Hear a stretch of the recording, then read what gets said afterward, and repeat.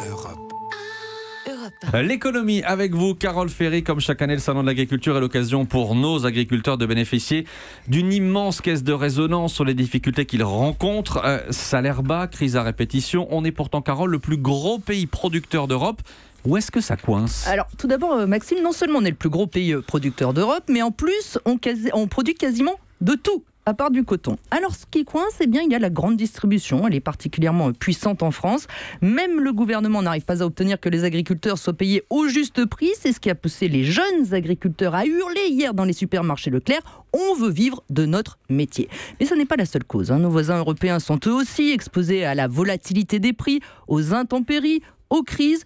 Et pourtant, eh bien, certains résistent mieux. Et quand on dit que certains résistent mieux, généralement, derrière, on parle de l'Allemagne.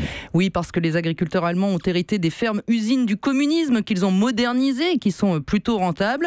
Une épine dans le pied tout de même des paysans allemands. Pendant longtemps, le gouvernement a payé très cher l'électricité fabriquée grâce aux panneaux solaires, aux déchets agricoles, la méthanisation.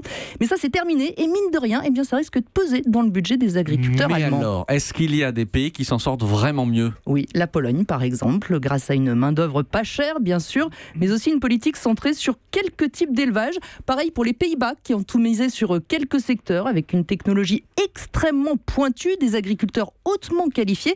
C'est comme ça que le pays arrive à faire pousser des fruits et légumes, même sans soleil, à inonder l'Europe de fleurs.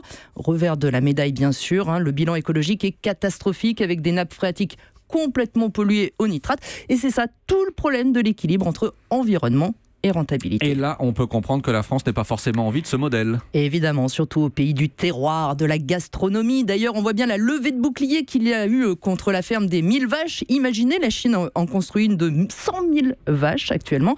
C'est pour ça que le tournant qui s'opère actuellement en France, c'est plutôt le choix du bio, de l'agriculture raisonnée, mais ça prend du temps. Il faudra encore 2 ou 3 ans pour en voir les effets. Puis on ne pourra jamais, bien sûr, faire du 100% bovin nourri à l'herbe, brossé tous les matins. Il faut pouvoir nourrir tout le monde à tous les prix. C'est un peu comme les voitures allemandes, il faut savoir faire du haut de gamme et des modèles plus accessibles. C'est sans doute le pari qui se joue actuellement. Europe. Europe 1.